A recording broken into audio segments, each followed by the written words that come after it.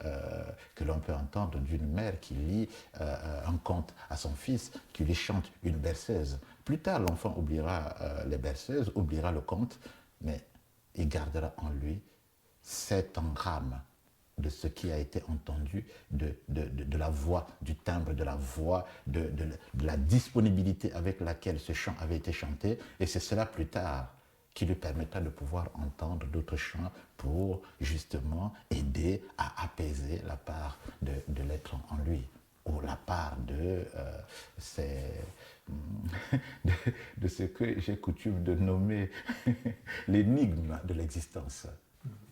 Voilà pourquoi, quand on sait que la vie est une énigme, qu'elle est un simple événement, vous savez, il suffit de voir une fourmi qui marche, de poser le pas sur cette fourmi, et cette fourmi, on lui a supprimé la vie. Il suffit tout simplement de voir ces plantes qui sont dehors, de couper. Le geste est simple. Mais derrière cela, si l'on sait que cette fourmi, cette plante, a mis autant de milliards d'années à pouvoir être là, dans la présence, dans la confrontation que nous sommes, quand on sait que cette fourmi, cette plante, a les mêmes atomes, a les mêmes molécules, a les mêmes électrons que nous, et qu'en un brin, en une fraction de minute, on arrive à supprimer, de seconde même, on arrive à supprimer cette vie-là, on peut, à la rigueur, prendre conscience, comme on dit en Afrique, que la vie, en fait, cette part d'énigme-là, repose entièrement sur les genoux d'une fourmi. Et donc, par conséquent, quand on le sait, cela nous empêche quelquefois de pouvoir commettre un acte gratuit. C'est cela qu'elle nous enseigne, la vie au jour le jour. Et c'est vivre avec quelqu'un, moi je suis impressionnée parce qu'en plus, je lis, ça fait partie de mon travail, mais qui est tout le temps, soit en train d'écrire, soit en train de lire. Donc il a toujours des piles de livres, enfin, moi, je trouve que c'est assez impressionnant, quoi, la capacité qu'il a de... Voilà. Donc c'est ça, je pense qu'il se nourrit aussi de cette multitude d'écrits qui lui apprennent des choses, qui l'amènent sur d'autres sentiers.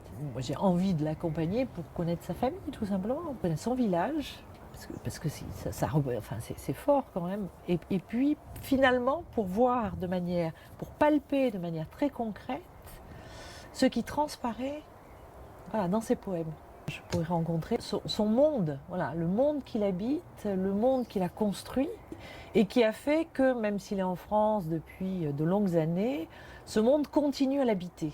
Ce monde qui est étranger, enfin, le monde des ancêtres, les relations entre les générations, les organisations familiales qui sont complètement différentes, tous ces éléments débordant sur son écriture.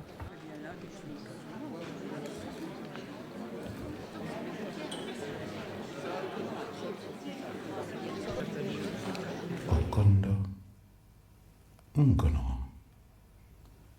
Okondo, Obemba, Baya, Chongo, Okondo, Ebunga, Okondo, Kemvomo, Iyaba, Ayanza, Iyaba, Ndumbe, Ijwama, Olo, Lewo, Buta, Oyenze, Ekangamitema, Okondo. Toute la beauté du rêve tient dans l'éloge d'un lieu non atteint. Tous les chemins mènent à la mort. Rome n'est qu'une escale. Il n'y a que le cri que la terre n'avale. Le temps enseigne autant que l'homme, l'animal et l'arbre partagent à part égale les mêmes secrets, la même mortalité, le même rêve, les mêmes énigmes, la même dignité de l'âme.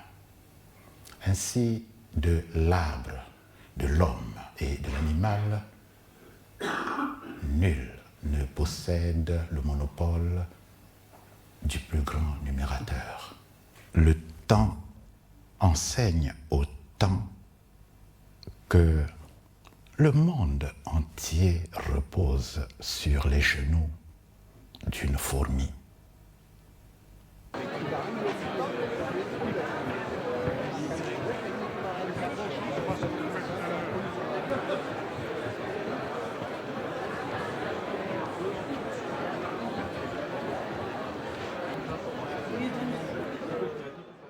La poésie de Gabriel, c'est une poésie qui n'aime pas les masques, qui n'aime pas qui n'aime pas faire de la langue quelque chose, comment dire, comme de la pâte à modeler. C'est pas ça. C'est une parole qui utilise les paroles comme des pierres, c'est-à-dire des paroles simples, uniques, qui parlent, qui foudroient d'un coup. Moyundae, go moyungo, moyundae, go moyungo, moyundae go akolokolo maya bira bali macha mabe, moyundae go moyungo, amwana moyungo lovo, nana yeli yeli, qu'est-ce que comment on a yaba, nanango, yobo, onango miwaengo, yobo. Il m'a fait parvenir au matin de la parole. Hein. Et ce matin, je partais au travail. J'ai commencé à aller dans le train et je ne me suis même pas aperçu que je devais descendre à une station précise. J'ai même dépassé ma station. Tellement j'étais emporté par cette... Je me suis dit, mais c'est qui cet auteur-là? Qui est Gabriel Okonji? Et là, j'ai commencé à me poser plein de questions. J'étais en pleine mutation existentielle. Alors je me disais, mais j'avais jamais lu une poésie aussi forte, aussi puissante. On s'envoyait des mails pratiquement régulièrement. Et à la fin de chaque mail, il mettait sois toi, mon petit. Je disais, mais enfin, vieux, qu'est-ce que tu veux me dire? Sois toi, c'est quoi sois toi? Et donc, je lui ai posé la question un jour. Je lui ai dit, mais quand tu mets sois toi dans tous les mails, ça signifie quoi concrètement? Il m'a dit, sois toi. Vous savez, quand c'est Gabriel, hein, il ne va jamais donner une explication totale. Hein, il donnera de façon partielle. Et j'ai réfléchi à cela. Je me suis dit, effectivement, il avait raison. Il fallait que je sois juste moi. Hein. J'avais mal être entre culture française et culture ivoirienne, je ne savais pas trop où mener. Et depuis que j'ai rencontré Gabriel, effectivement, j'ai cette forme de connaissance-là, autant de la culture française, autant de ma culture. Maintenant, j'ai un projet que, en effet, j'utilise des textes, comment dire, les textes des bases de ma culture, et je les casse en morceaux et je réutilise les mots et tout ça pour découvrir ma liberté. Parce que je trouve que la société d'aujourd'hui est complètement perdue. Et les gens d'aujourd'hui vivent au milieu d'un... comment dire,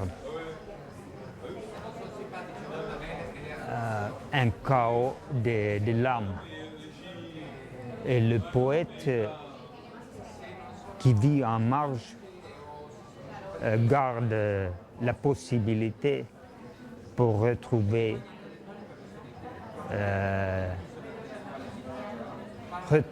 l'homme. C'est ça. La rencontre de ces deux réalités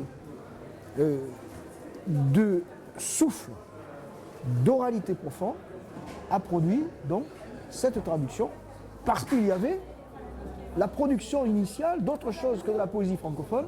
Il y avait la profération d'un souffle entégué par un passeur, ce passeur étant Gabriel, et j'allais sur ces traces de passeur dans cette autre langue qui était la mienne, cette langue d'oralité, cette langue d'enfance. Donc pour moi, le plus grand choc, c'était la distance entre ce que je produis en Languedoc, qui est tributaire d'une situation dégradée, Et ce que la langue d'Okunji, qui lui n'a pas hésité, malgré la situation, j'imagine, du Tégué en Afrique, et qui est sans doute populairement plus brillante que celle d'Occitan, mais à l'échelle de l'univers pas plus reconnue, eh bien, cette langue que lui fait passer dans son intégralité, à travers son français, dans son déploiement, eh bien, moi, j'y avais renoncé. Alors, évidemment, ça, à la fois...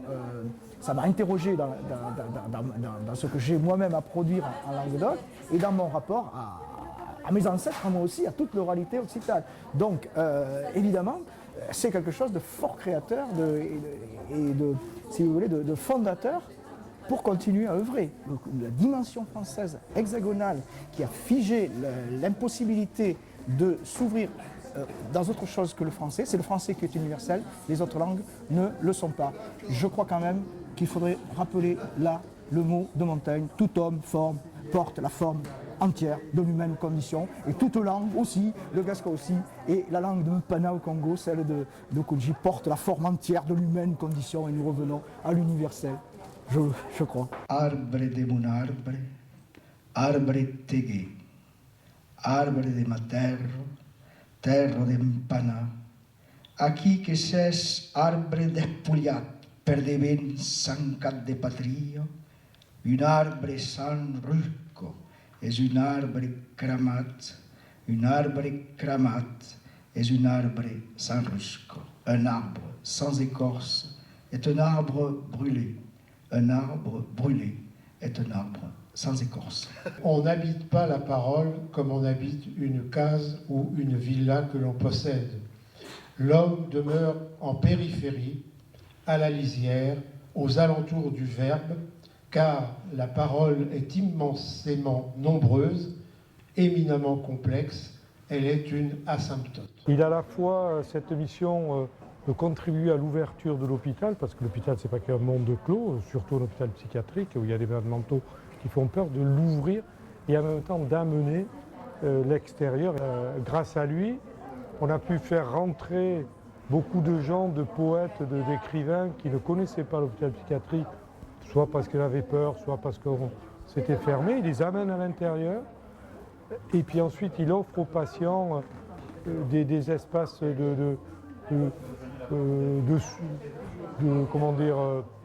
d'ouverture, de souffle, un peu de liberté aussi, parce que surtout pour les patients qui sont enfermés.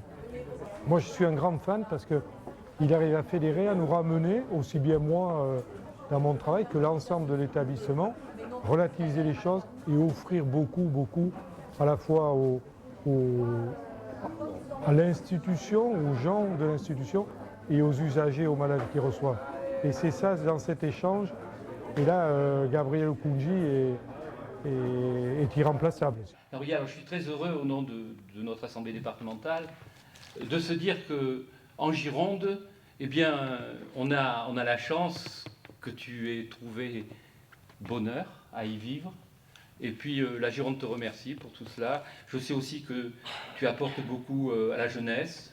C'est important, à lui faire partager aussi cette manière de regarder les humains. Voilà, donc ce petit symbole, c'est la médaille du département que nous te remettons comme un souvenir eh bien de ta rencontre avec les représentations politiques du département. Voilà, je te remercie.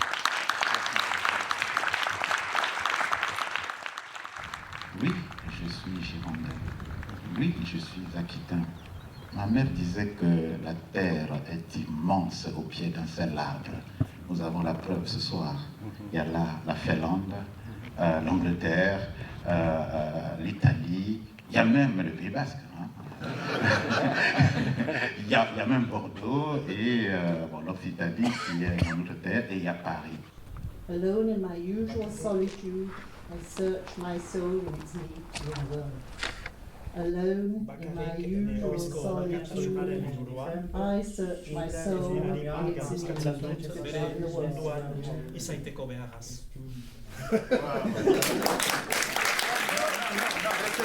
Non, venez. Parole. On n'est pas de bons comédiens. Carole, viens. Bien que je crois que, avant que, je crois qu'il mérite une seconde ovation.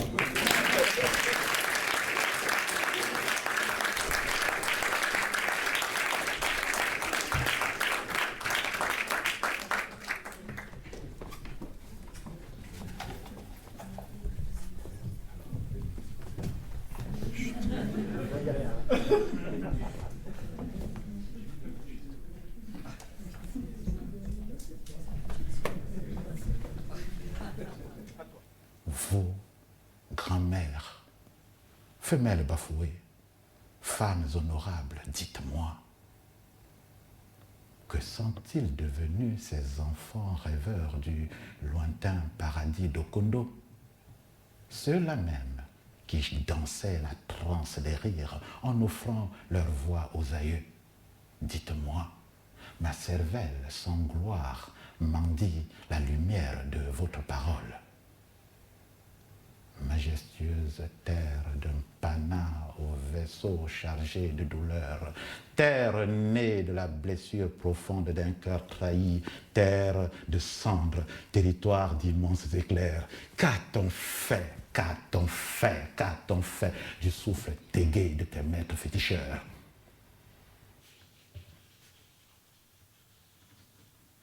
Demain, que seront devenus les voies d'Ampélie Mpampo? Je l'ignore. J'ai tracé un chemin que j'ai assumé avec obstination, épuisement, chance et bonheur. L'ai-je suffisamment exploré, traduit, admiré? Je l'ignore. Je sais simplement qu'aucune quête ne se dépasse et ne s'achève. Car la vie, pour qui sait voir l'étendue de l'horizon, se révèle être une somme incommensurable de milliards de milliers de sommes. C'est ici que mon œuvre poétique avait élu domicile. C'est ici que je la dépose, dans la délivrance. Je rends le chemin, et le chemin rendu s'ouvre sur la mémoire.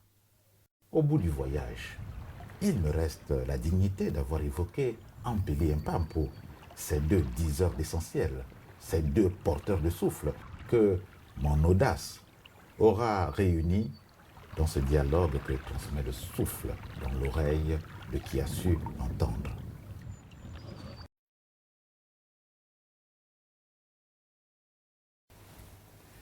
Ancêtres, faites que désormais, la nuit soit transparente